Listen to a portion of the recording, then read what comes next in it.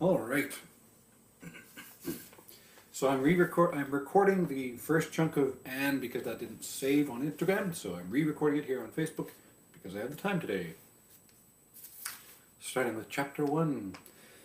Mrs. Rachel Lynde is surprised. Mrs. Rachel Lynde lived just where the Avonlea main road dipped down into a little hollow fringed with alders and ladies' eardrops, and traversed by a brook that had its source away back in the woods of the old Cuthbert place. It was reputed to be an intricate, headlong brook in its earlier course through those woods, with dark secrets of pool and cascade.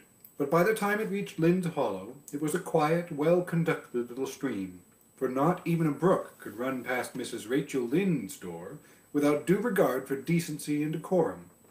It probably was conscious that Mrs. Rachel was sitting at her window, keeping a sharp eye on everything that passed, from brooks and children up, and that if she noticed anything odd or out of place, she would never rest until she had ferreted out the whys and wherefores thereof.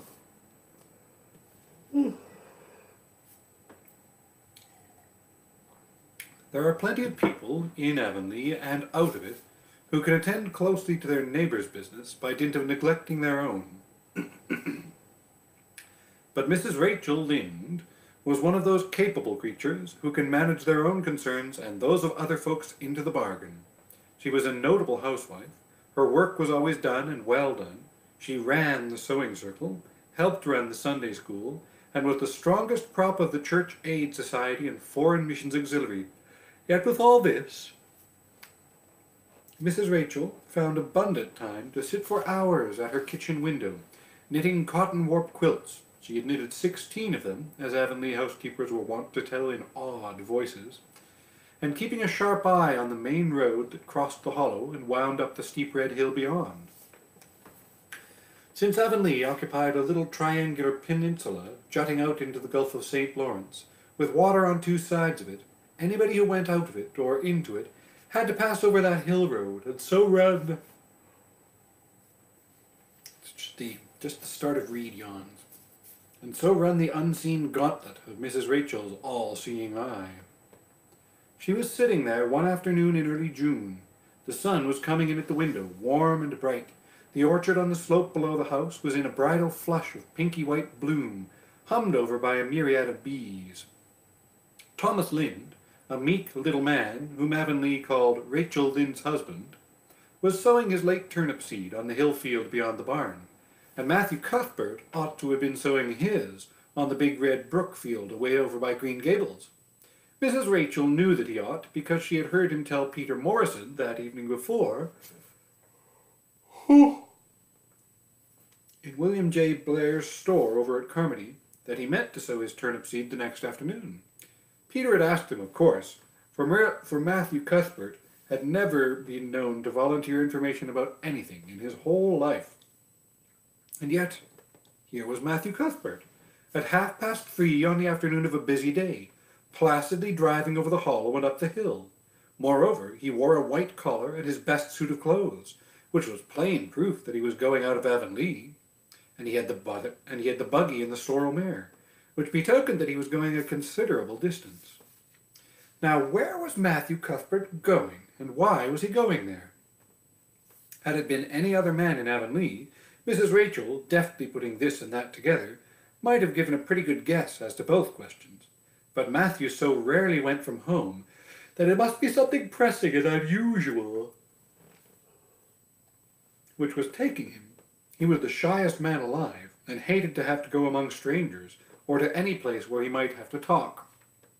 Matthew, dressed up with a white collar and driving in a buggy, was something that didn't happen often. Mrs. Rachel, ponder as she might, could make nothing of it, and her afternoon's enjoyment was spoiled. "I'll just step over to Green Gables after tea and find out from Marilla where he's gone and why," the worthy woman finally concluded. "He doesn't generally go to town this time of year, and he never visits. If he'd run out of turnip seed, he wouldn't dress up and take the buggy to go for more. He wasn't driving fast enough to be going for the doctor. Yet something must have happened since last night to start him off. I'm clean puzzled, that's what, and I won't know a minute's peace of mind or conscience until I know what has taken Matthew Cuthbert out of Avonlea today." Accordingly, after tea, Mrs. Rachel set out. She had not far to go. The big, rambling, orchard-embowered house where the Cuthberts lived was a scant quarter of a mile up the road from Lynn's Hollow. To be sure, the long lane made it a good deal further. Matthew Cuthbert's father, as shy and silent as his son after him, had got as far away as he possibly could from his fellow men without actually retreating into the woods when he founded his homestead. Green Gables was built at the furthest edge of his...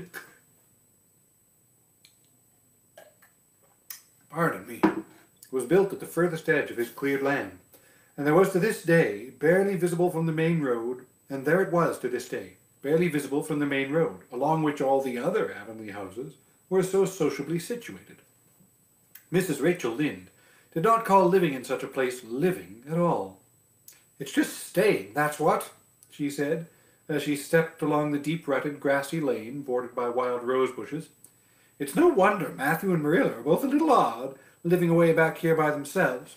Trees aren't much company, though dear knows if there were, there'd be enough of them. I'd rather look at people. To be sure, they seem contented enough, but then I suppose they're used to it. A body can get used to anything, even to being hanged, as the Irishman said." With this, Mrs. Rachel stepped out of the lane into the backyard of Green Gables. Very green and neat and precise was that yard, set about on one side with great patriarchal willows, and on the other with prim Lombardies, which are a type of poplar. Not a stray stick nor stone was to be seen, for Mrs. Rachel would have seen it if there had been. Privately, she was of the opinion that Marilla Cuthbert swept that yard over as often as she swept her house. One could have eaten a meal off the ground without overbrimming the proverbial peck of dirt. Mrs. Rachel rapped smartly at the kitchen door and stepped in when bidden to do so. The kitchen at Green Gables was a cheerful apartment, or would have been cheerful if it had not been so painfully clean as to give it something of the appearance of an unused parlor. Its windows looked east and west. Through the west one, looking out on the backyard, came a flood of mellow June sunlight. But the east one, once you got a glimpse of the blooming white cherry trees in the left orchard, and nodding, slender birches down in the hollow by the brook, was greened over by a tangle of vines. Here sat Marilla Cuthbert, when she sat at all, always slightly distrustful of sunshine, which seemed to her too dancing and irresponsible a thing for a world which was meant to be taken seriously. And here she sat now, knitting, and the table behind her was laid for supper.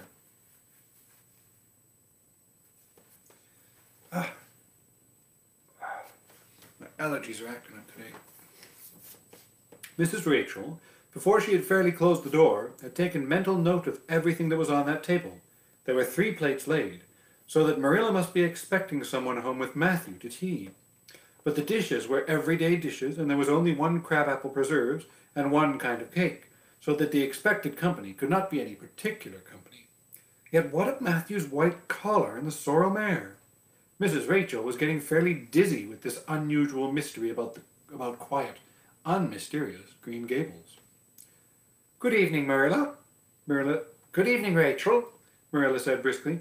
"This is a real fine evening, isn't it? Won't you sit down? How are all your folks?"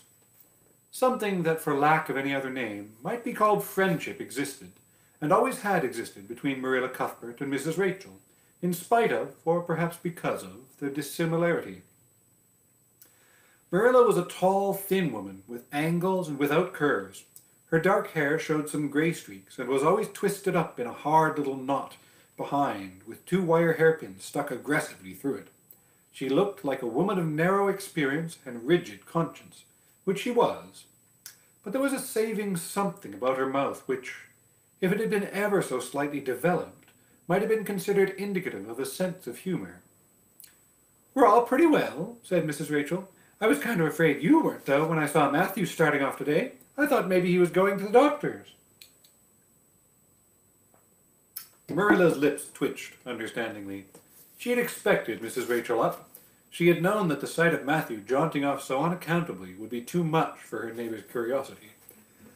Oh no, I'm quite well, although I had a bad headache yesterday, she said. Matthew went to Bright River. We're getting a little boy from an orphan asylum in Nova Scotia, and he's coming on the train tonight. If Marilla had said that Matthew had gone to Bright River to meet a kangaroo from Australia, Mrs. Rachel could not have been more astonished. She was actually stricken dumb for 5 seconds. It was unsupposable that Marilla was making fun of her, but Mrs. Rachel was almost forced to suppose it. Are you in earnest, Marilla? She demanded when her voice returned to her. Yes, of course, said Marilla, as if getting boys from orphan asylums in Nova Scotia were part of the usual spring work on any well-regulated Avonlea farm, instead of being an unheard-of innovation. Mrs. Rachel felt that she had received a severe mental jolt. She thought in exclamation points. A boy! Matthew and Marilla Cuthbert, of all people, were adopting a boy from an orphan asylum. Well, the world was certainly turning upside down. She would be surprised at nothing after this. Nothing. What on earth put such a notion into your head? She demanded disapprovingly. This had been done without her advice being asked, and must perforce be disapproved. Well, we've been thinking about it for some time. All winter, in fact, returned Marilla. Mrs. Alexander Spencer was up here one day before Christmas, and she said she was going to get a little girl from the asylum over in Hopetown in the spring. Her cousin lives there, and Mrs. Spencer has visited her and knows all about it. So Matthew and I have talked it over off and on ever since. We thought we'd get a boy. Matthew is getting up in years, you know. He's 60, and he isn't so spry as he once was. His heart troubles him a good deal. And you know how desperate hard it's got to be to get hired help. There's never anybody to be had but those stupid half-grown little French boys. And as soon as you do get one broken to your ways and taught something, he's up and off to the lobster canneries or to the States. At first, Matthew suggested getting a Barnado boy, but I said no, flat to that. They may be all right, I'm not saying they're not, but no London street Arabs for me, I said. Give me a native born at least. That'll be a risk. There'll be a risk no matter who we get, but I'll feel easier in my mind and sleep sounder at nights if we get a born Canadian. Ah, Marilla.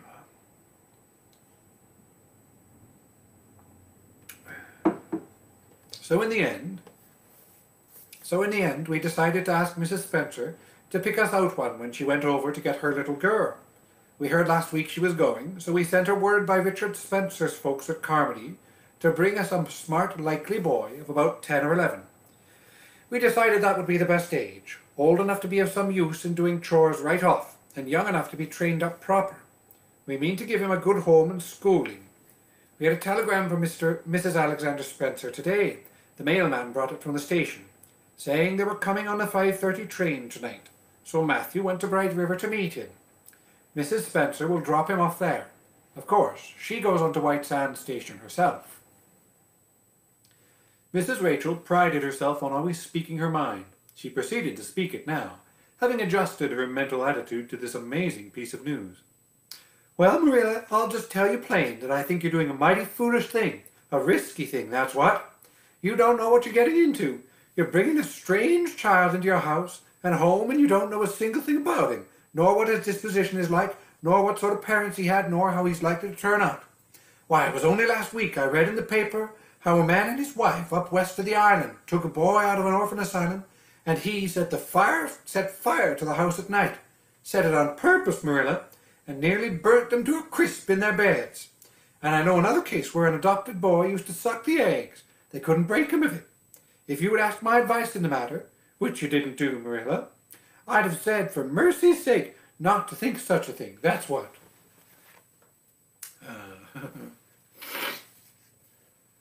She's free.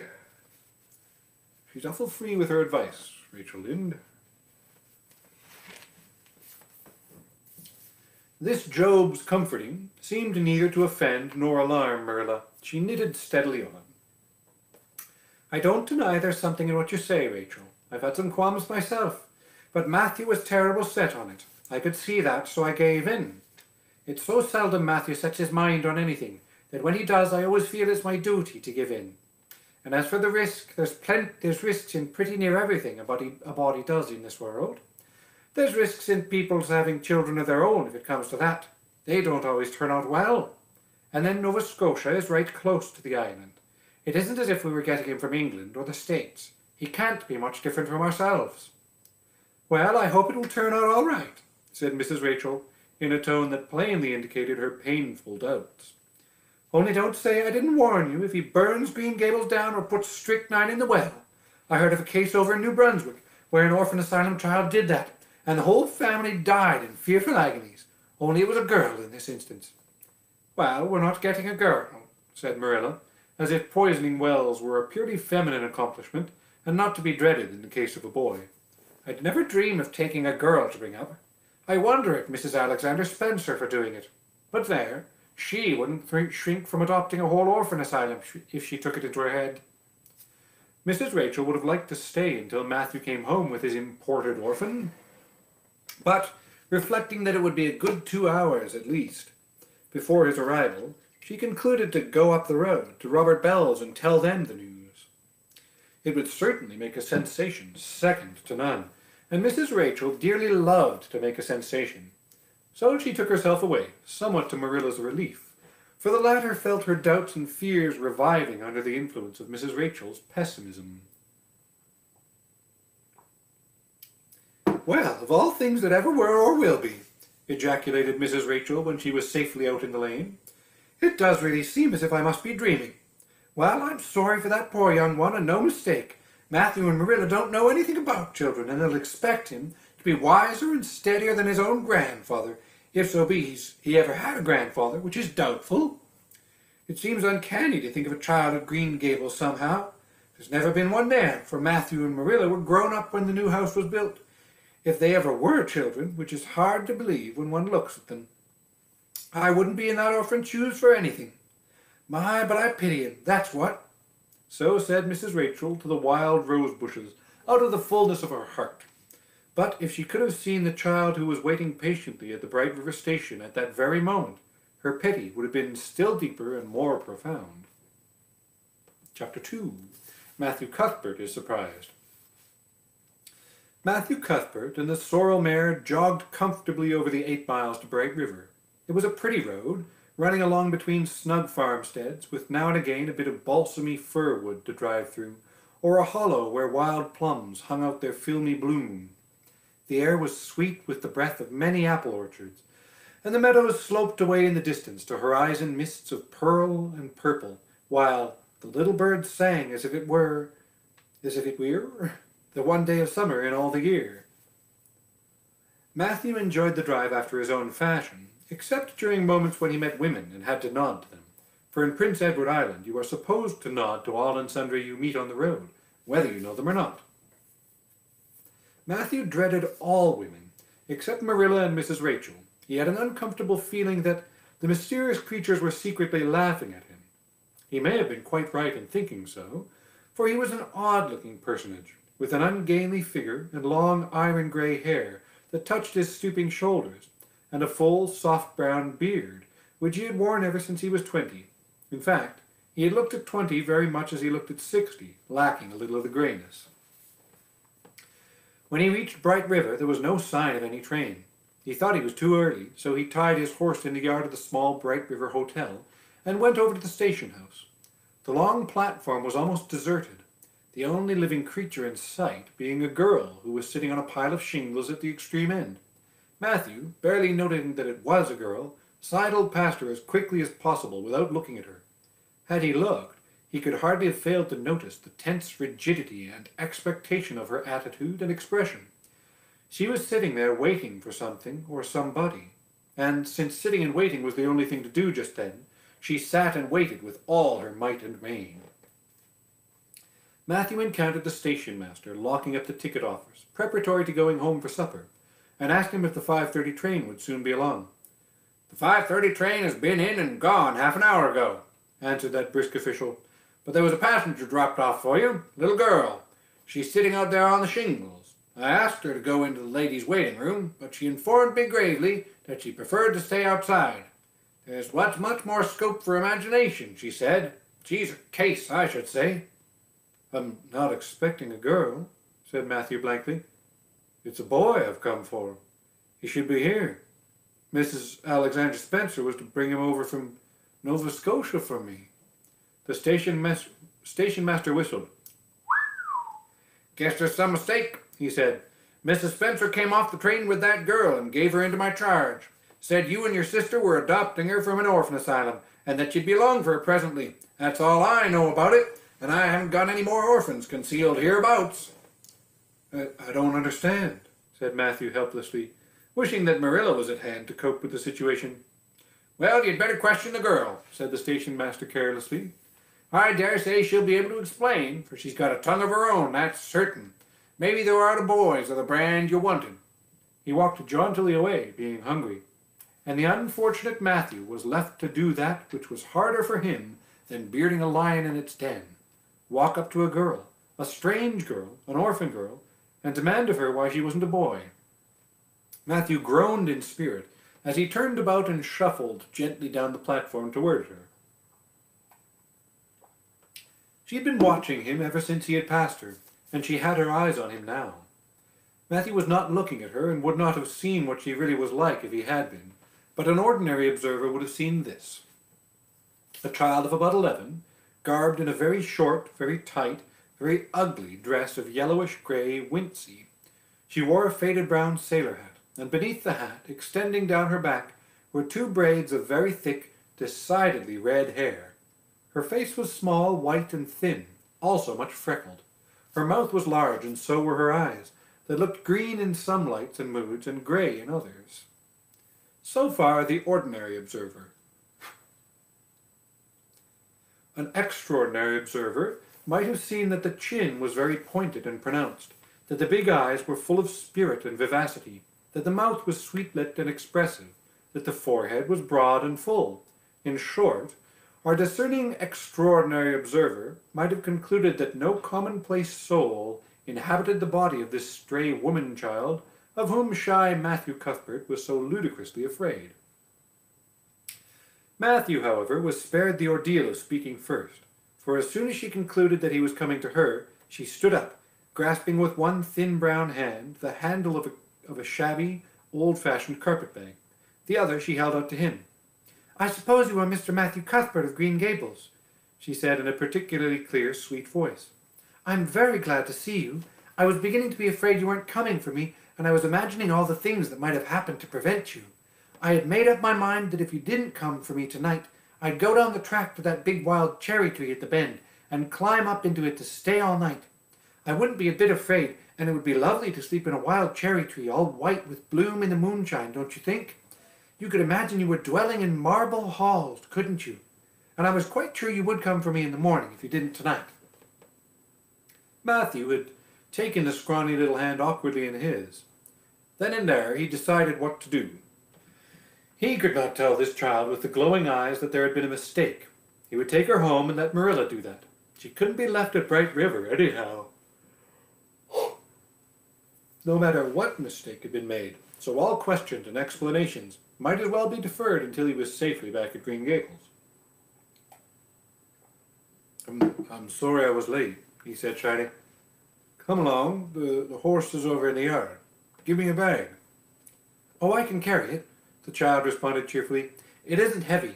I've got all my worldly goods in it, but it isn't heavy. And if it isn't carried in just a certain way, the handle pulls out. So I'd better keep it, because I know the exact knack of it. It's an extremely old carpet bag. Oh, I'm very glad you've come, even if it would have been nice to sleep in a wild cherry tree. We've got to drive a long piece, haven't we? Mrs. Spencer said it was 8 miles. I'm glad, because I love driving. Oh, it seems so wonderful that I'm going to live with you and belong to you. I've never belonged to anybody, not really. But the asylum was the worst. I've only been in 4 months, but that was enough. I don't suppose you ever were an orphan in an asylum, so you can't possibly understand what it's like. It's worse than anything you could imagine. Mrs. Spencer said it was wicked of me to talk like that, but I didn't mean to be wicked. It's so easy to be wicked without knowing it, isn't it? They were good, you know, the asylum people, but there is so little scope for the imagination in an asylum, only just in the other orphans. It was pretty interesting to imagine things about them. To imagine that perhaps The girl who sat next to you was really the daughter of a belted earl, who had been stolen away from her parents in her infancy by a cruel nurse who died before she could confess. I used to lie awake at night and imagine things like that, because I didn't have time in the day. I guess that's why I'm so thin. I am dreadfully thin, ain't I? There isn't a pick on my bones. I do love to imagine that I'm nice and plump, with dimples in my elbows." With this, Matthew's companion stopped talking, partly because she was out of breath, and partly because they had reached the buggy. Not another word did she say until they had left the village, and were driving down a steep little hill, the road part of which had been cut so deeply into the soft soil that the banks, fringed with blooming wild cherry trees and slim white birches, were several feet above their heads. The child put out her hand and broke off a branch of wild plum that brushed against the side of the buggy. "Isn't that beautiful? What did that tree leaning out from the bank, all white and lacy, make you think of?" she asked. "Well now, I don't know," said Matthew. "Why, a bride, of course. A bride all in white with a lovely misty veil. I've never seen one, but I can imagine what she would look like. I don't ever expect to be a bride myself. I'm so homely nobody will ever want to marry me, unless it might be a foreign missionary. I suppose a foreign missionary mightn't be very particular, but I do hope that someday I shall have a white dress. That is my highest ideal of earthly bliss. I just love pretty clothes. And I've never had a pretty dress in my life that I can remember. But of course, it's all the more to look forward to, isn't it? And then I can imagine that I'm dressed gorgeously. This morning, when I left the asylum, I felt so ashamed because I had to wear this horrid old wincey dress. All the orphans had to wear them, you know. A merchant in Hopeton last winter donated 300 yards of wincey to the asylum. Some people said it was because he couldn't sell it, but I'd rather believe that it was out of the kindness of his heart, wouldn't you? When we got on the train, I felt as if everybody must be looking at me and pitying me, but I just went to work and imagined that I had on the most beautiful pale blue silk dress, because when you are imagining, you might as well imagine something worthwhile, and a big hat all flowers and nodding plumes, and a gold watch and kid gloves and boots. I felt cheered up right away, and I enjoyed my trip to the island with all my might. I wasn't a bit sick coming over in the boat. Neither was Mrs. Spencer, although she generally is. She said she hadn't time to get sick watching to see that I didn't fall overboard. She said she never saw the beat of me for prowling about. But if it kept her from being seasick, it's a mercy I did prowl, isn't it? And I wanted to see everything that was to be seen on that boat, because I didn't know whether I'd ever have another opportunity. Oh, there are a lot more cherry trees all in bloom. This island is the bloomiest place. I just love it already, and I'm so glad I'm going to live here. I've always heard that Prince Edward Island was the prettiest place in the world, and I used to imagine I was living here, but I never really expected I would. It's delightful when your imaginations come true, isn't it? But those red roads are so funny. When we got into the train at Charlottetown and the red roads began to flash past, I asked Mrs. Spencer what made them red, and she said she didn't know, and for pity's sake not to ask her any more questions. She said I must have asked her 1,000 already. I suppose I had too, but how are you going to find out about things if you don't ask questions? And what does make the roads red? Well now, I don't know, said Matthew. Well, that is one of the things to find out sometime. Isn't it splendid to think of all the things there are to find out about? It just makes me feel glad to be alive. It's such an interesting world. It wouldn't be half so interesting if we knew all about everything, would it? There'd be no scope for imagination then, would there? But am I talking too much? People are always telling me I do. Would you rather I didn't talk? If you say so, I'll stop. I can stop when I make up my mind to it, although it's difficult. Matthew, much to his own surprise, was enjoying himself. Like most quiet people, he liked talkative people when they were willing to do the talking themselves, and did not expect him to keep up his end of it. But he had never expected to enjoy the society of a little girl. Women were bad enough in all conscience, but little girls were worse.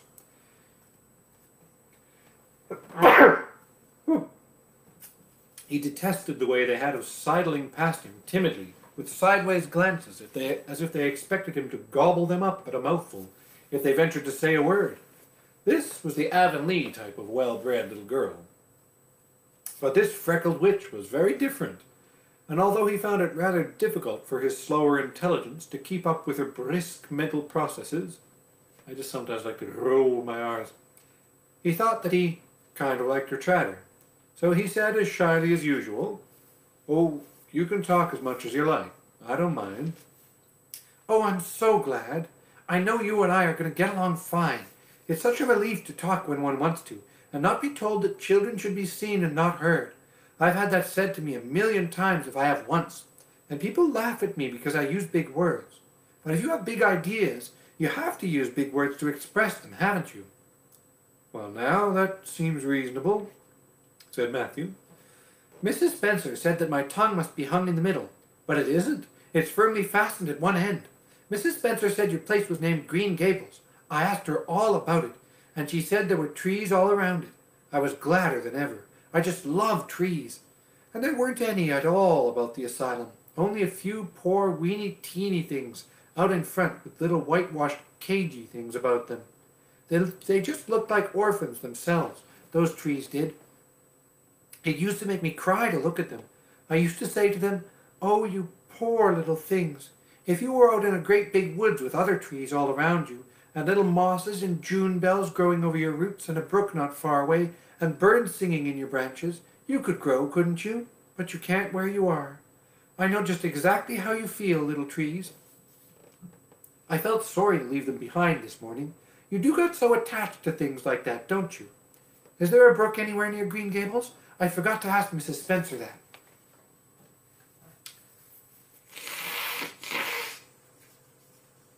Allergies, allergies.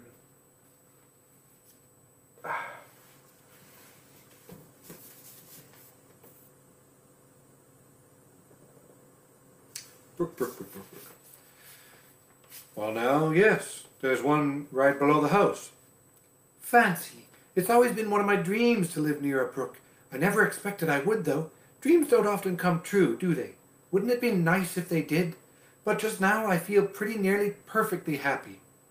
I can't feel exactly perfectly happy because, well, what color would you call this?" She twitched one of her long, glossy braids over her thin shoulder and held it up before Matthew's eyes. Matthew was not used to deciding on the tints of ladies' tresses, but in this case there couldn't be much doubt. "It's red, ain't it?" he said. The girl let the braid drop back with a sigh that seemed to come from her very toes, and to exhale forth all the sorrows of the ages. "Yes, it's red," she said resignedly. "Now you can see why I can't be perfectly happy. Nobody could who has red hair. I don't mind the other things so much, the freckles and the green eyes and my skinniness. I can imagine them away.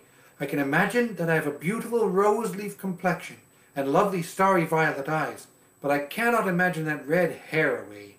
I do my best. I think to myself, now my hair is a glorious black, black as the raven's wing, but all the time I know it is just plain red, and it breaks my heart. It will be my lifelong sorrow. I read of a girl once in a novel who had a lifelong sorrow, but it wasn't red hair. Her hair was pure gold rippling back from her alabaster brow. What is an alabaster brow? I never could find out. Can you tell me?" "Well, now, I'm afraid I can't," said Matthew, who was getting a little dizzy. He felt as he had once felt in his rash youth, when another boy had enticed him onto the merry-go-round at a picnic. "Well, whatever it was, it must have been something nice, because she was divinely beautiful. Have you ever imagined what it must feel like to be divinely beautiful?" "Well, now, no, I haven't," confessed Matthew ingenuously. "I have often. Which would you rather be if you had the choice? Divinely beautiful, or dazzlingly clever, or angelically good?" "Well, now, I don't know exactly." "Neither do I. I can never decide, but it doesn't make much real difference, for it isn't likely I'll ever be either. It's certain I'll never be angelically good. Mrs. Spencer says, 'Oh, Mr. Cuthbert! Oh, Mr. Cuthbert! Oh, Mr. Cuthbert!'" That was not what Mrs. Spencer had said. Neither had the child tumbled out of the buggy, nor had Matthew done anything astonishing. They had simply rounded a curve in the road and found themselves in the avenue.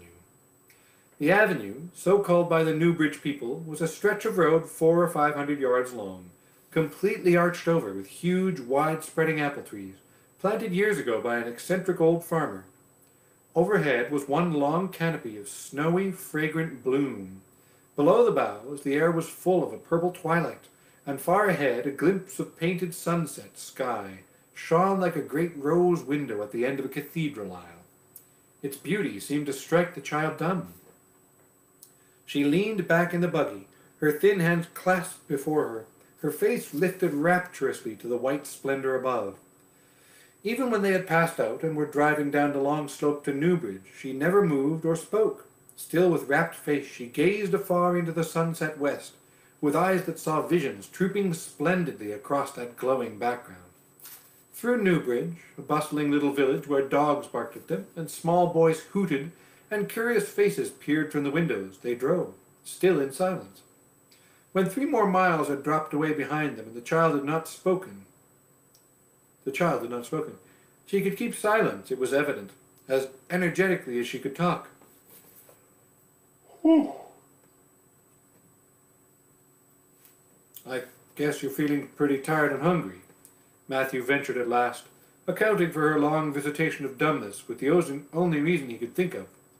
But we haven't very far to go now, only another mile. She came out of her reverie with a deep sigh and looked at him with the dreamy gaze of a soul that had been wandering afar, star-led. "Oh, Mr. Cuthbert," she whispered, "that place we came through, that white place, what was it?" "Well now, you must mean the avenue," said Matthew, after a few moments' profound reflection. "It is kind of a pretty place." "Pretty? Oh, pretty doesn't seem the right word to use. Nor beautiful either. They don't go far enough. Oh, it was wonderful, wonderful. It's the first thing I ever saw that couldn't be improved upon by imagination. It just satisfied me here." She put one hand on her breast. "It made a queer, funny ache, and yet it was a pleasant ache. Did you ever have an ache like that, Mr. Cuthbert?"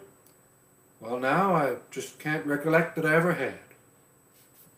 "I have it lots of times, whenever I see anything royally beautiful. But they shouldn't call that lovely place the Avenue. There's no meaning in a name like that. They should call it, let me see, the White Way of Delight. Isn't that a nice imaginative name? When I don't like the name of a place or a person, I always imagine a new one and always think of them so. There was a girl at the asylum whose name was Hepzibah Jenkins, but I always imagined her as Rosalia de Vere. Other people may call that place the Avenue, but I shall always call it the White Way of Delight. Have we really only another mile to go before we get home? I'm glad and I'm sorry. I'm sorry because this drive has been so pleasant, and I'm always sorry when pleasant things end. Something still pleasanter may come after, but you can never be sure, and so often is the case that it isn't pleasanter. That has been my experience anyhow, but I'm really glad to think of getting home. You see, I've never had a real home since I can remember. It just gives me that pleasant ache again just to think of coming to a really, truly home. Oh, isn't that pretty?" They had driven over the crest of a hill. Below them was a pond, looking almost like a river, so long and winding was it. A bridge spanned it midway, and from there to its lower end, where an amber-hued belt of sandhills shut it in from the dark blue gulf beyond, the water was a glory of many shifting hues. The most spiritual shadings of crocus and rose and ethereal green, with other elusive tintings for which no name has ever been found. Above the bridge, the pond ran up into fringing groves of fir and maple, and lay all darkly translucent in their wavering shadows. Here and there a wild plum leaned out from the bank like a wide-clad girl tiptoeing to her own reflection. From the marsh at the head of the pond came the clear, mournfully sweet chorus of the frogs. There was a little grey house peering around a white apple orchard on a slope beyond. Although it was not yet quite dark, a light was shining from one of its windows. "That's Barry's Pond," said Matthew. "Oh, I don't like that name either. I should call it, let me see, the Lake of Shining Waters. Yes, that's the right name for it. I know because of the thrill. When I hit on a name that suits exactly, it just gives me a thrill. Do things ever give you a thrill?" Matthew ruminated. "Well now, yeah. It always kind of gives me a thrill to see them ugly white grubs that spade up in the cucumber beds. I hate the look of them. Oh, I don't think that can be exactly the same kind of a thrill. Do you think it can? There doesn't seem to be much connection between grubs and lakes of shining waters, does there? But why do other people call it Barry's Pond? I reckon because Mr. Barry lives up there in that house. Orchard Slope's the name of his place. If it wasn't for that big bush behind it, you could see Green Gables from here. But we have to go over the bridge and round by the road, so it's near a half-mile further. Has Mr. Barry any little girls? Well, not so very little either. About my size. He's got one about 11. Her name is Diana. Oh, with a long indrawing of breath. What a perfectly lovely name. Well, now, I don't know. There's something dreadful heathenish about it, seems to me. I'd rather Jane or Mary or some sensible name like that. But when Diana was born, there was a schoolmaster boarding there, and they gave him the naming of her, and he called her Diana.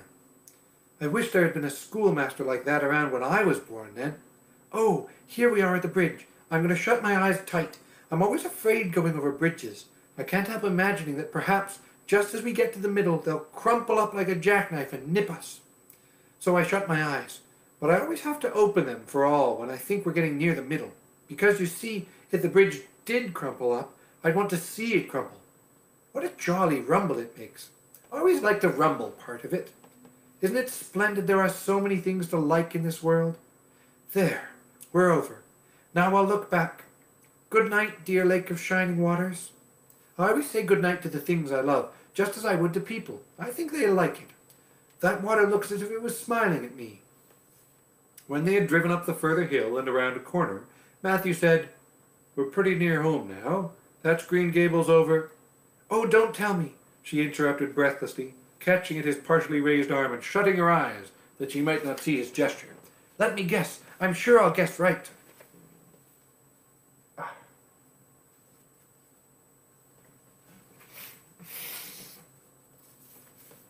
She opened her eyes and looked about her. They were on the crest of a hill. The sun had set some time since, but the landscape was still clear in the mellow afterlight. To the west, a dark church spire rose up against a marigold sky. Below was a little valley, and beyond, a long, gently rising slope with snug farmsteads scattered along it. From one to another, the child's eyes darted, eager and wistful.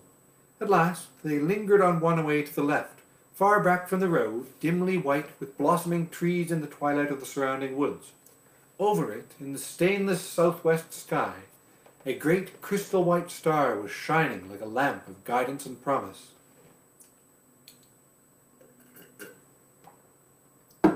That's it, isn't it? She said, pointing. Matthew slapped the reins on the sorrel's back delightedly. Well now, you guessed it. But I reckon Mrs. Spencer described it so as you could tell. No, she didn't. Really, she didn't. All she said might just as well... Ooh, bubble in my throat. All she said might just as well have been said about most of those other places. I hadn't any real idea what it looked like. But just as soon as I saw it, I felt it was home. Oh, it seems as if I must be in a dream. Do you know, my arm must be black and blue from the elbow up, for I pinched myself so many times today. Every little while, a horrid sickening feeling would come over me, and I'd be so afraid it was all a dream. Then I'd pinch myself to see if it was real. Until suddenly I remembered that even supposing it was only a dream, I'd better go on dreaming as long as I could, so I stopped pinching. But it is real, and we're nearly home. With a sigh of rapture, she relapsed into silence. Matthew stirred uneasily. He felt glad that it would be Marilla and not he who would have to tell this waif of the world that the home she longed for was not to be hers after all. They drove over Lynde's Hollow, where it was already quite dark, but not so dark that Mrs. Rachel could not see them from her window vantage, and up the hill and into the long lane of Green Gables. By the time they arrived at the house, Matthew was shrinking from the approaching revelation with an energy he did not understand. It was not of Marilla or himself he was thinking, or of the trouble this mistake was probably going to make for them, but of the child's disappointment. When he thought of that rapt light being quenched in her eyes, he had an uncomfortable feeling that he was going to assist at murdering something, much the same feeling that came over him when he had to kill a lamb or a calf, or any other innocent little creature. The yard was quite dark as they turned into it, and the poplar leaves were rustling silkily all around. Listen to the trees talking in their sleep, she whispered, as he lifted her to the ground. What nice dreams they must have. Then, holding tightly to the carpet bag which contained all her worldly goods, she followed him into the house. Chapter 3. Marilla Cuthbert is surprised. Marilla came briskly forward as Matthew opened the door. But when her eyes fell on the odd little figure in the stiff, ugly dress, with the long braids of red hair and the eager, luminous eyes, she stopped short in amazement. Matthew Cuthbert! Who's that? She ejaculated. Where's the boy? There wasn't any boy, said Matthew wretchedly. There was only her. He nodded at the child, remembering that he had never even asked her name. No boy! But there must have been a boy, insisted Marilla. We sent word to Mrs. Spencer to bring a boy. Well, she didn't. She brought her. Asked the station master. And I had to bring her home. She couldn't be left there, no matter where the mistake had come in. Well, this is a pretty piece of business, ejaculated Marilla. During this dialogue, the child had remained silent, her eyes roving from one to the other, all the animation fading out of her face. Suddenly she seemed to grasp the full meaning of what had been said. Dropping her precious carpet-bag, she sprang forward a step and clasped her hands. You don't want me, she cried. You don't want me because I'm not a boy. I might have expected it. Nobody ever did want me. I might have known it was all too beautiful to last. I might have known nobody really did want me. Oh, what shall I do? I'm going to burst into tears. Burst into tears she did, sitting down on a chair by the table, flinging her arms out upon it and burying her face in them. She proceeded to cry stormily. Marilla and Matthew looked at each other deprecatingly across the stove. Neither of them knew what to say or to do. Finally, Marilla stepped lamely into the breach. Well, there's no need to cry so about it. Yes, there is need. The child raised her head quickly, revealing a tear-stained face and trembling lips. You would cry, too, if you were an orphan, and had come to a place you thought you were going to be home, and found that they didn't want you because you weren't a boy. Oh, this is the most tragical thing that has ever happened to me. Something like a reluctant smile, rather rusty from long disuse, mellowed Marilla's grim expression. Well, don't cry any more. We're not going to turn you out of doors tonight. You'll have to stay here until we investigate this affair. What's your name? The child hesitated for a moment. Will you please call me Cordelia? She said eagerly. Call you Cordelia?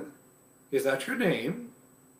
No, it's not exactly my name, but I would love to be called Cordelia. It's such a perfectly elegant name. I don't know what on earth you mean. If Cordelia isn't your name, what is? Anne Shirley, reluctantly faltered forth the owner of that name. But oh, please do call me Cordelia. It can't matter much to you what you call me if I'm only going to be here a little while, can it? And Anne is such an unromantic name. Unromantic fiddlesticks, said the unsympathetic Marilla. Anne is a real good, plain, sensible name. You've no need to be ashamed of it. Oh, I'm not ashamed of it, explained Anne, only I like Cordelia better. I've always imagined that my name was Cordelia. At least, I always have of late years. When I was young, I used to imagine it was Geraldine, but I like Cordelia better now. But if you call me Anne, please call me Anne spelled with an E. What difference does it make how it's spelled? Asked Marilla, with another rusty smile as she picked up the teapot. Oh, it makes such a difference. It looks so nice. It looks so much nicer. When you hear a name pronounced, can't you always see it in your mind, just as if it was printed out? I can, and A-N-N looks dreadful, but A-N-N-E looks so much more dignified. If you'll only call me Anne spelled with an E, I shall try to reconcile myself to not being called Cordelia. Very well, then, Anne spelled with an E. Can you tell us how this mistake came to be made? We sent word to Mrs. Spencer to bring us a boy. Were there no boys at the asylum? Oh, yes, there was an abundance of them. But Mrs. Spencer said distinctly that you wanted a girl about 11 years old, and the matron said she thought I would do. You don't know how delighted I was. I couldn't sleep all last night for joy. Oh, she said, added reproachfully, turning to Matthew, why didn't you tell me at the station that you didn't want me and leave me there? If I hadn't seen the white way of delight in the lake of shining waters, it wouldn't be so hard. What on earth does she mean? Demanded Marilla, staring at Matthew. She's just referring to some conversation we had on the road, said Matthew hastily. "I'm going out to put the mare in, Marilla. Have tea ready when I come back." "Did Mrs. Spencer bring anybody over besides you?" continued Marilla when Matthew had gone out. She brought Lily Jones for herself. Lily is only 5 years old. And she is very beautiful. She has nut brown hair. If I was very beautiful and had nut brown hair, would you keep me?" "No. We want a boy to help Matthew on the farm. A girl would be of no use to us. Take off your hat. I'll lay it in your bag on the hall table." Anne took off her hat meekly. Matthew came back presently, and they sat down to supper, but Anne could not eat. In vain she nibbled at the bread and butter, and pecked at the crab-apple preserve out of the little scalloped glass dish by her plate. She did not really make any headway at all. "You're not eating anything," said Marilla sharply, eyeing her as if it were a serious shortcoming. Anne sighed. "I can't. I'm in the depths of despair. Can you eat when you're in the depths of despair?" "I've never been in the depths of despair, so I can't say," responded Marilla. "Weren't you? Well, did you ever try to imagine that you were in the depths of despair?"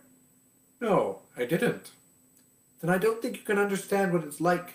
It's a very uncomfortable feeling indeed. When you try to eat, a lump comes right up in your throat and you can't swallow anything, not even if it was a chocolate caramel. I had one chocolate caramel once 2 years ago, and it was simply delicious. I've often dreamed since then that I had a lot of chocolate caramels, but I always wake up just when I'm going to eat them. I do hope you won't be offended because I can't eat. Everything is extremely nice, but still I cannot eat." "I guess she's tired," said Matthew, who hadn't spoken since his return from the barn. "Best put her to bed, Marilla." Marilla had been wondering where Anne should be put to bed. She had prepared a couch in the kitchen chamber for the desired and expected boy, but although it was neat and clean, it did not seem quite the thing to put a girl there, somehow. But the spare room was out of question for such a stray waif, so there remained only the east gable room. Marilla lighted a candle and told Anne to follow her, which Anne spiritlessly did, taking her hat and carpet-bag from the hall table as they passed. The hall was fearsomely clean. The little gable in which she presently found herself seemed still cleaner. Marilla set the candle on a three-legged, three-cornered table and then turned down the bedclothes. "I suppose you have a nightgown?" she questioned. Anne nodded. "Yes, I have two. The matron of the asylum made them for me. They're fearfully skimpy. There's never enough to go around in an asylum, so things are always skimpy, at least in poor asylum like ours. I hate skimpy night dresses, but one can dream just as well in them as in lovely trailing ones, with frills round the neck. That's one consolation. Well, undress as quick as you can and go to bed. I'll come back in a few minutes for the candle. I daren't trust you to put it out yourself. You'd likely set the place on fire." When Marilla had gone, Anne looked around her wistfully. The whitewashed walls were so painfully bare and staring that she thought they must ache over their own bareness.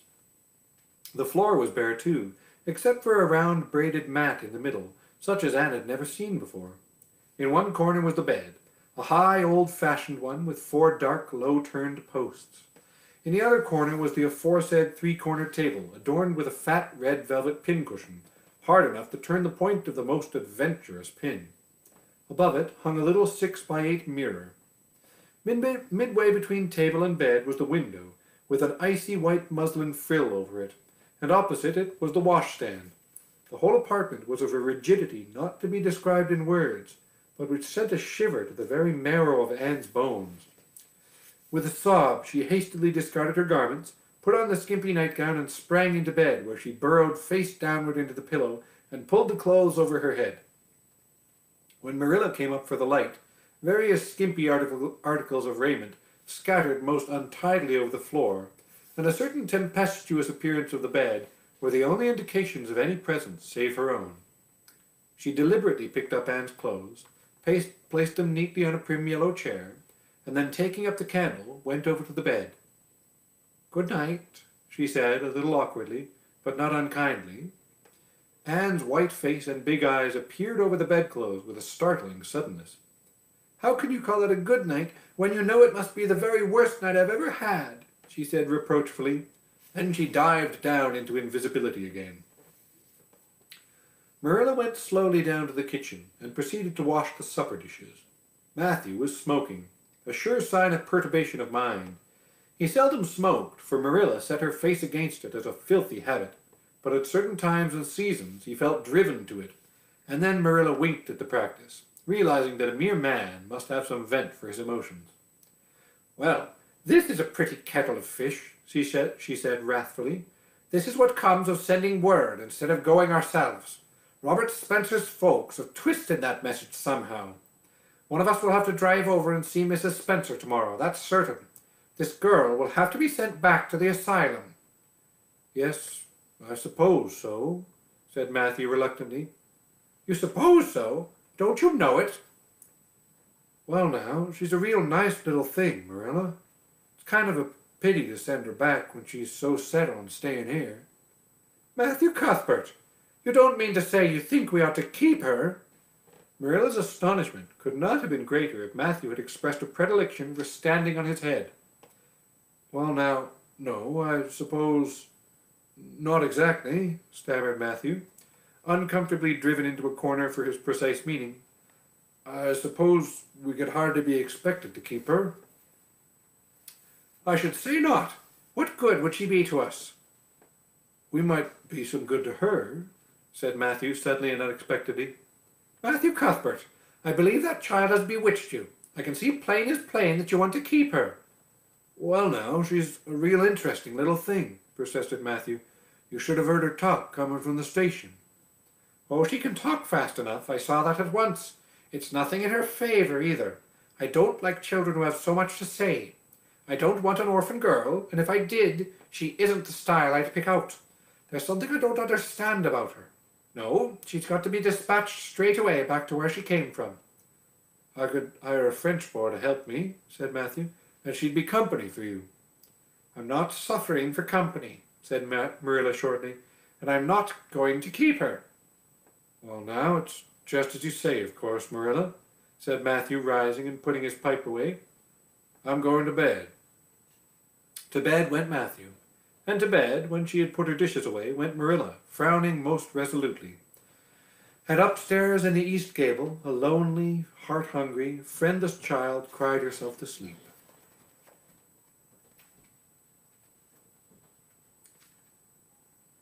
All right. Well, we've got a good chunk more to go yet, but we should be able to finish it in time. We'll see. If not, I'll finish it up tomorrow. Chapter 4. Morning at Green Gables. It was broad daylight when Anne awoke and sat up in bed, staring confusedly at the window, through which a flood of cheery sunshine was pouring, and outside of which something white and feathery waved across glimpses of blue sky. For a moment she could not remember where she was. First came a delightful thrill, as of something very pleasant, then a horrible remembrance. This was Green Gables, and they didn't want her because she wasn't a boy. But it was the morning, and yes, it was a cherry tree in full bloom outside of her window. With a bound she was out of bed and across the floor. She pushed up the sash. It went up stiffly and creakily, as if it hadn't been opened for a long time, which was the case, and it stuck so tight that nothing was needed to hold it up. Anne dropped on her knees and gazed out into the June morning, her eyes glistening with delight. Oh, wasn't it beautiful? Wasn't it a lovely place? Suppose she wasn't really going to stay here. She would imagine she was. There was scope for imagination here. A huge cherry tree grew outside, so close that its boughs tapped against the house, and it was so thick set with blossoms that hardly a leaf was to be seen. On both sides of the house was a big orchard, one of apple trees and one of cherry trees, also showered over with blossoms, and their grass was all sprinkled with dandelions. In the garden below were lilac trees purple with flowers, and their dizzily sweet fragrance drifted up to the window on the morning wind. Below the garden a green field lush with clover sloped down to the hollow where the brook ran, and where scores of white birches grew, upspringing airily out of an undergrowth suggestive of delightful possibilities in ferns and mosses and woodsy things generally. Beyond it was a hill, green and feathery with spruce and fir. There was a gap in it where the grey gable end of the little house she had seen from the other side of the Lake of Shining Waters was visible. Off to the left were the big barns, and beyond them, away down over green, low-sloping fields, was a sparkling blue glimpse of sea. Anne's beauty-loving eyes lingered on it all, taking everything greedily in. She had looked on so many unlovely places in her life, poor child, but this was as lovely as anything she had ever dreamed. She knelt there, lost to everything but the loveliness around her, until she was startled by a hand on her shoulder. Marilla had come in unheard by the small dreamer. "It's time you were dressed," she said curtly. Marilla really did not know how to talk to the child, and her uncomfortable ignorance made her crisp and curt when she did not mean to be. Anne stood up and drew a long breath. "Oh, isn't it wonderful?" she said, waving her hand comprehensively at the good world outside. "It's a big tree," said Marilla, "and it blooms great, but the fruits don't amount to much. Small and wormy." "Oh, I don't mean just the tree. Of course it's lovely. Yes, it's radiantly lovely. It blooms as if it really meant it. But I meant everything. The garden and the orchard and the brook and the woods, the whole big dear world. Don't you feel as if you just loved the whole world on a morning like this? And I can hear the brook laughing all the way up here. Have you ever noticed what cheerful things brooks are? They're always laughing. Even in wintertime I've heard them under the ice. I'm so glad there's a brook near Green Gables. Perhaps you think it doesn't make any difference to me when you're not going to keep me, but it does. I shall always like to remember that there is a brook at Green Gables, even if I never see it again. If there wasn't a brook, I'd be haunted by the uncomfortable feeling that there ought to be one. I'm not in the depths of despair this morning. I never can be in the morning. Isn't it a splendid thing that there are mornings? But I feel very sad. I've just been imagining that it was really me you wanted after all, and that I was to stay here forever and ever. It was a great comfort while it lasted. But the worst of imagining things is that the time comes when you have to stop, and that hurts." "You'd better get dressed and come downstairs and never mind your imaginings," said Marilla, as soon as she could get a word in edgewise. "Breakfast is waiting. Wash your face and comb your hair. Leave the window up and turn your bedclothes back over the foot of the bed. Be as smart as you can." Anne could evidently be smart to some purpose, for she was downstairs in 10 minutes' time, with her clothes neatly on, her hair brushed and braided, her face washed, and a comfortable consciousness pervading her soul that she had fulfilled all Marilla's requirements. As a matter of fact, however, she had forgotten to turn back the bedclothes.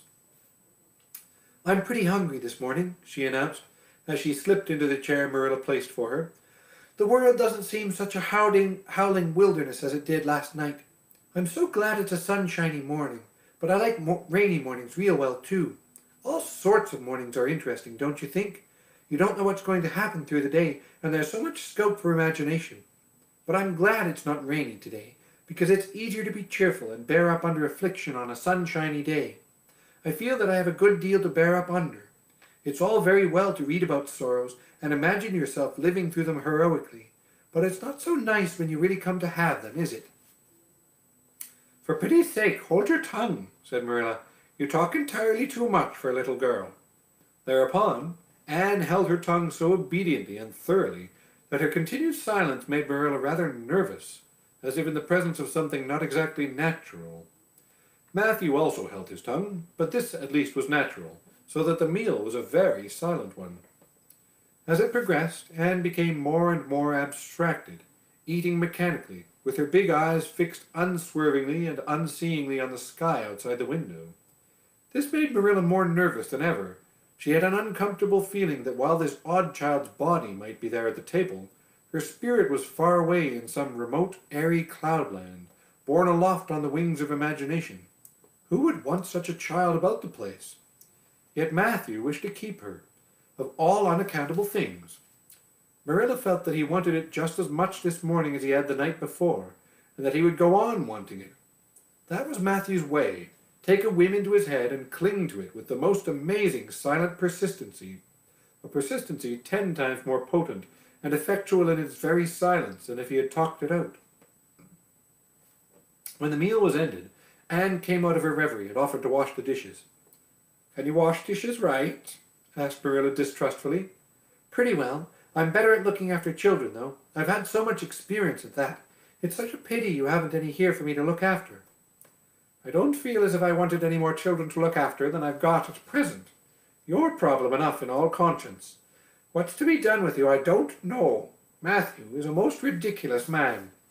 "I think he's lovely," said Anne reproachfully. "He's so very sympathetic. He didn't mind how much I talked. He seemed to like it. I felt that he was a kindred spirit as soon as I ever saw him." "You're both queer enough, if that's what you mean by kindred spirits," said Marilla with a sniff. "Yes, you may wash the dishes. Take plenty of hot water and be sure you dry them well. I've got enough to attend to this morning, for I'll have to drive over to White Sands in the afternoon and see Mrs. Spencer. You'll come with me and we'll settle what's to be done with you. After you've finished the dishes, go upstairs and make your bed." Anne washed the dishes deftly enough, as Marilla, who kept a sharp eye on the process, discerned. Later on, she made her bed less successfully, for she had never learned the art of wrestling with a feather tick. But it was done somehow and smoothed down, and then Marilla, to get rid of her, told her she might go out of doors and amuse herself until dinner time. Anne flew to the door, face alight, eyes glowing. On the very threshold she stopped short, wheeled about, came back and sat down by the table, light and glow effectually blotted out, as if someone had clapped an extinguisher on her. "What's the matter now?" demanded Marilla. "I don't dare go out," said Anne, in the tone of a martyr relinquishing all earthly joys. "If I can't stay here, there is no use my loving Green Gables. And if I go out there and get acquainted with all those trees and flowers, and the orchard and the brook, I'll not be able to help loving it. It's hard enough now, so I won't make it any harder. I want to go out so much. Everything seems to be calling to me. 'Anne, Anne, come out to us. Anne, Anne, we want a playmate.' But it's better not. There is no use in loving things if you have to be torn from them, is there? And it's so hard to keep from loving things, isn't it? That was why I was so glad when I thought I was going to live here. I thought I'd have so many things to love and nothing to hinder me. But that brief dream is over. I'm resigned to my fate now, so I don't think I'll go out for fear I'll get unresigned again. What is the name of that geranium on the windowsill, please?" "That's the apple-scented geranium." "Oh, I don't mean that sort of a name. I mean just a name you give it yourself. Didn't you give it a name? May I give it one then? May I call it, let me see, Bonnie would do. May I call it Bonnie while I'm here? Oh, do let me." "Goodness, I don't care. But where on earth is the sense of naming a geranium?" "Oh, I like things to have handles, even if they are only geraniums. It makes them seem more like people. How do you know but that it hurts a geranium's feelings just to be called a geranium and nothing else? You wouldn't like to be called nothing but a woman all the time." "Yes, I should call it Bonnie. I named that cherry tree outside my bedroom window this morning. I called it Snow Queen because it was so white. Of course, it won't always be in blossom, but one can imagine that it is, can't one?" "I never in all my life saw or heard anything to equal her," muttered Marilla, beating a retreat down cellar after her potatoes. "She is kind of interesting, as Matthew says. I can feel already that I'm wondering what on earth she'll say next. She'll be casting a spell over me, too. She's cast it over Matthew. That look he gave me when he went out said everything he said or hinted last night over again. I wish he was like other men and would talk things out. A body could answer back then and argue him into reason. But what's to be done with a man who just looks?" Anne had relapsed into reverie, with her chin in her hands and her eyes on the sky, when Marilla returned from her cellar pilgrimage. There Marilla left her until the early dinner was on the table. "I suppose I can have the mare and buggy this afternoon, Matthew?" said Marilla. Matthew nodded and looked wistfully at Anne. Marilla intercepted the look and said grimly, "I'm going to drive over to White Sands and settle this thing. I'll take Anne with me, and Mrs. Spencer will probably make arrangements to send her back to Nova Scotia at once. I'll set your tea out for you, and I'll be home in time to milk the cows." Still Matthew said nothing, and Marilla had a sense of having wasted words and breath. There is nothing more aggravating than a man who won't talk back, unless it's a woman who won't. Matthew hitched the sorrel into the buggy in due time, and Marilla and Anne set off. Matthew opened the yard gate for them, and as they drove slowly through, he said, to nobody in particular, as it seemed, Little Jerry Buick from the creek was here this morning, and I told him I guessed I'd hire him for the summer. Marilla made no reply, but she hit the unlucky sorrel such a vicious clip with the whip that the fat mare, unused to such treatment, whizzed indignantly down the lane at an alarming pace. Marilla looked back as the buggy bounced along, and saw that aggravating Matthew leaning over the gate, looking wistfully after them. All right, 48. I've got 3 more chapters to go, so I'll do another session tomorrow. For today, I will end this here. If you tuned in, thank you. Otherwise, I'll put this up on YouTube. Part 2 will come tomorrow.